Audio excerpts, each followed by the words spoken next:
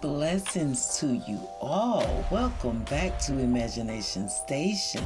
It's your favorite author, Lisa Walker McCrae, with another tantalizing story time from the pages of my novel, A Peculiar Kind of Love. Remember, you guys, this video is for entertainment purposes only. First and foremost, big ups to the Most High Yah, and a special shout out to those that are still in this thing with me. Much love and appreciation from this way. With that being said, I have a question for you all. Are y'all ready to turn some pages? Get those imaginations stimulated? Cool beans. Sharon C., set the stage. Okay, loves, quick recap. On our last trip into our imaginations, we enjoyed a tour of the newly established bed and breakfast, Serenity Meadows, owned by yours truly, McCain. She'd really done an amazing job with the Victorian home. The accommodations, the decor, and the themed rooms were to die for, each unique in its own way. There was a safari room, a music room, a parish room, and oh my gosh, the nature room. Drew had turned the home into a place where people could get away from reality for a moment and reconnect with themselves. A place where your soul could be at one with nature and Yah. The grand opening of Serenity Meadows brought a lot of people out. Some came to welcome Drew while others came to be nosy. Rebecca Sims being one of the nosy ones. But no fret, Drew handled her like a G. Despite Rebecca's rudeness, Drew maintained her composure and kept it professional. There was also another unexpected guest, the classy lady from Dean's Boutique, the lady that gifted Gabe the pinwheel at the pier, the lady that Ma Tate was all worked up about. Yes, Miss Classy herself. She was there, and we left her and Drew just about to have a conversation. The mystery lady was hesitant to speak. She gazed admiringly at Drew, unsure what to say. Actually, she was taken in by Drew's beauty. "Can I help you? I'm Julie McCain." Snapping from her trance, the lady spoke. "I'm sorry, I seem to have lost my thoughts." The lady blushed with embarrassment. She then introduced herself. "I'm Leah Reynolds, and I just wanted to congratulate you on a job well done. Looking at this place, you'd never think it was the old Cooper home. It's beautiful. I've never seen this place look better, even when they first built it." Leah chuckled. Drew thanked Mrs. Reynolds, then asked if she knew the Coopers. With a lifted brow, Mrs. Reynolds informed Drew the Coopers were old family friends, and she should call her Leah. Leah then handed Drew a business card along with a soft smile. She enlightened Drew that she was the owner of Simple Designs out of Shiloh City, and she would like to give her an open invitation to stop by and check out some of her home interior designs. Drew gave the card a once-over. She stated. Leah went on to say she believed her and Drew could help each other, adding once again how amazed she was with the work Drew had done on the home. "I could really use someone like you on my team." Drew was amazed by the opportunity, but as for now, she was done punching time clocks. Drew told Leah she was honored that she found her talented enough to join her design team, but she just started her own business and was going to run it herself full time. Holding a look of disappointment, Leah stated she understood, but for Drew to keep her card and maybe later they could collaborate if she ever decided to change things in the B&B. Drew looked at the card, then at Leah. She smiled. "Thank you, Leah. I'll definitely keep you in mind." Leah replied, "No, Drew, thank you. May your business be successful." Leah and Drew exchanged looks. For the life of Drew, she still couldn't understand the attraction. Pulling herself from the trance, Drew spoke. "If you would excuse me, Leah, I need to see about my guest." Leah understood, informing Drew she had to be going anyway. Then she encouraged Drew to keep Simple Design in mind. Leah gave Drew a wink, then walked off. Drew looked down at the business card. "If you want your home to shine, keep Simple Design in mind." Drew chuckled. "Nice slogan, Leah." Meanwhile, we catch up with Dean, who was in the sunroom, comfortably sitting at the antique bistro table sipping a glass of wine. She watched the guests as they enjoyed the outdoor festivities, loading up on refreshments. All the while, she basked in the ambience of peace. Although Dean loved the nature room, the sunroom was number one on her list, being that she had a hand in designing it. Dean had suggested to Drew modern country decor would be perfect for the room. Never did she imagine Drew would bring it to life as she done. Dean took a sip of her wine, admiring the room, when her phone let off a round of vibrations. When seeing the caller, Dean became annoyed. She took the phone and threw it in her purse as if trying to break it. "So, what did that phone do to you?" Jay asked, pulling Dean from the chair. He pulled her close and slow danced with her to the soft jazz playing from the surround sound speakers in the room.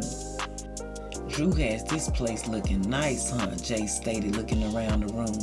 Dean agreed, complimenting Drew and Carl on an excellent job. Jay spun Dean around, then asked, "What do you mean, Drew and Carl? If I can remember, you had a lot to do with it as well. You did design this room, right?" Dean was hesitant to say, because Drew was a true mastermind, but she agreed, admiring the leaf design ceiling fan as Jay dipped her. This was also her idea. Jay told Dean to stop being so modest, and she had just as much to do with the room as Drew. "Yeah, but Drew brought it to life," Dean argued. Jay gently kissed Dean's forehead. He hated when she sold herself short like that. Dean blessed Jay with a soft smile. Then she teased him by putting her index fingers inside his dimples. Jay hated when people did that, but for Dean, he didn't mind so much. Dean chuckled. "Can I ask you something?"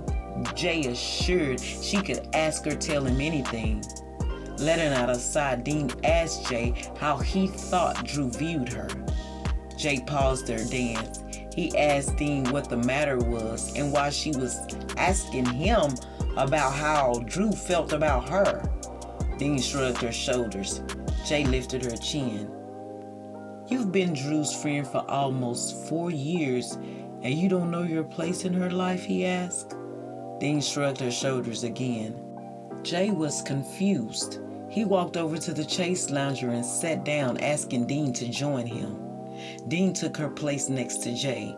He could see she wasn't her usual witty self. Something was bothering her. Jay took one of Dean's braids, looping it through her round-the-way earrings, then spoke. "Let me ask you something." Dean welcomed the question. "Why are you always so worried about how Drew views you?" Dean laid her head on Jay's shoulder. She told him she didn't know why Drew's opinion mattered so much, and she guessed it came from the part of her that looked up to Drew. Jay didn't understand. Dean was just as beautiful and as successful as Drew. "Talk to me, Dina.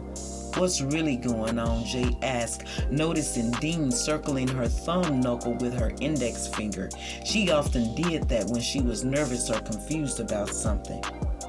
Dean let out a sigh, admitting sometimes it felt like she was living in Chantel's shadow.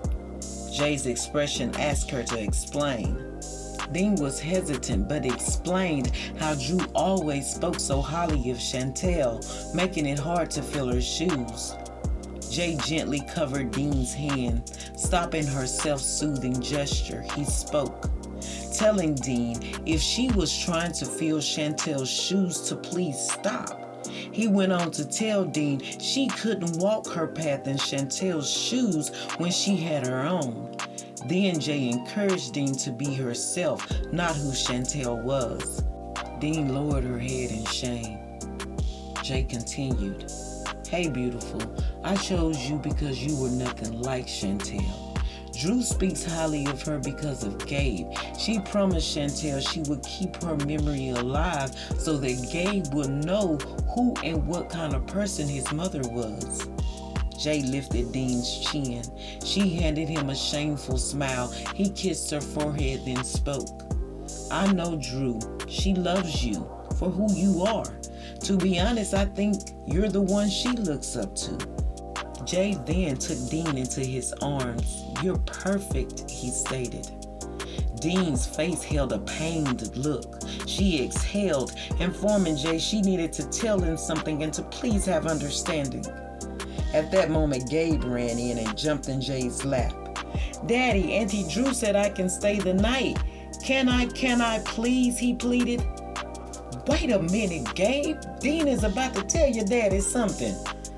Dang, I guess it's gonna have to wait because Drew's walking in after Gabe, informing Jay he'd given her a guilt trip about helping out today and how he should be rewarded with a sleepover. Is this kid smart or what? Drew stated. Both Dean and Jay agreed. Drew chuckled, walking over to the pair. She took Dean's hand, pulling her away from Jay.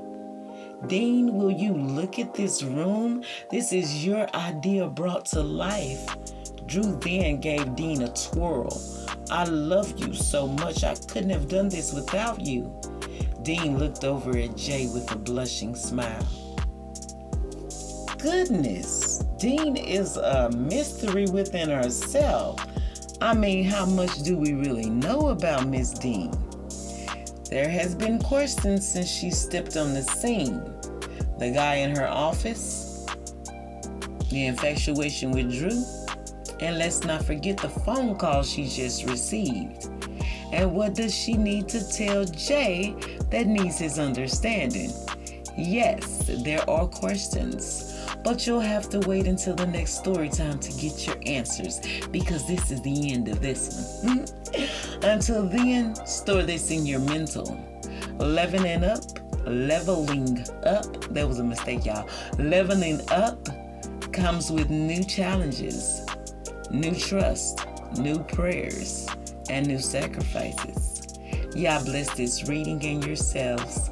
Smooches.